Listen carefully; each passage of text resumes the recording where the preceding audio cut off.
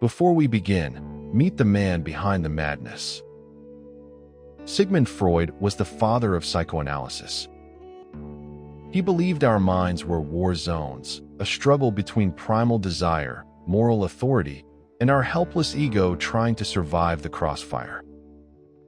People say they want freedom, but give them too much of it, and they start asking for a leash. Most don't rebel because they're brave. They just haven't found a strong enough master yet. Today, let's focus on Freud's darker masterpiece, the superego, the internal tyrant born from society, rules, and guilt.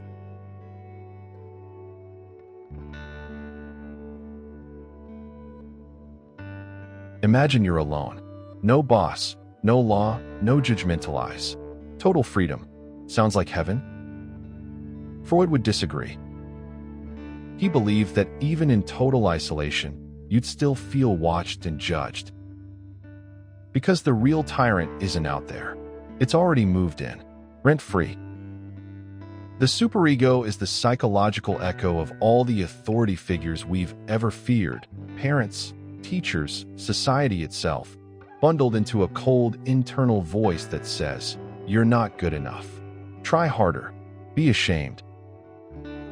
Freedom is terrifying, not because we don't know what to do, but because there's no one left to punish us.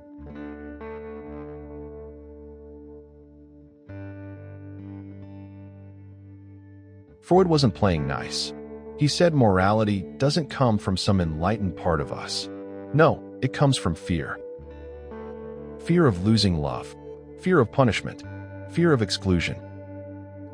As children, we obey rules to survive. Not out of goodness, but out of dependency. We internalize that fear, and voila, the superego is born.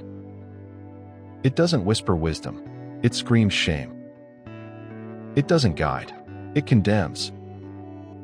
The more civilized we become, the louder it gets.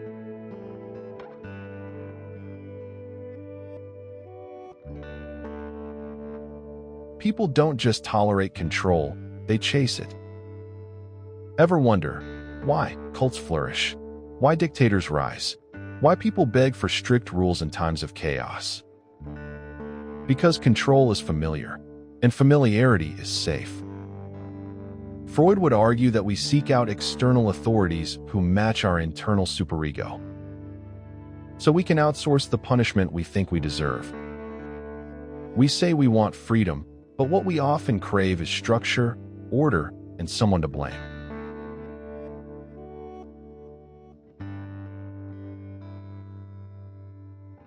Following rules gives us relief. Obedience silences that inner critic temporarily. When we're told what to do, we don't have to face uncertainty. When we submit, we feel moral, even righteous. It's like scratching an itch you didn't know was there. That's why many people mistake obedience for virtue. It's not that they don't have a choice. It's that they've been trained to feel guilty for choosing.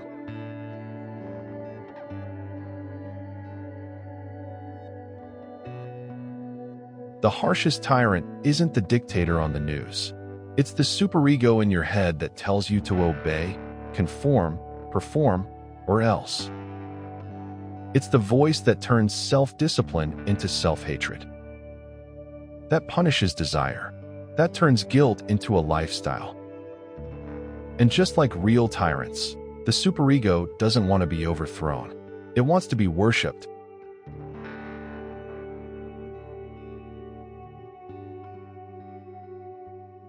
Have you ever punished yourself for resting? Felt guilty for saying no? Or called yourself lazy for just being human? That's not you. That's the inner tyrant. Trained by a world that profits from your obedience. Freud didn't offer liberation, but he did hand us the blueprints of our prison. And sometimes, that's the first crack in the wall. And that's a wrap, my dear friends. Thanks for hanging out with me. Until next time, stay awesome.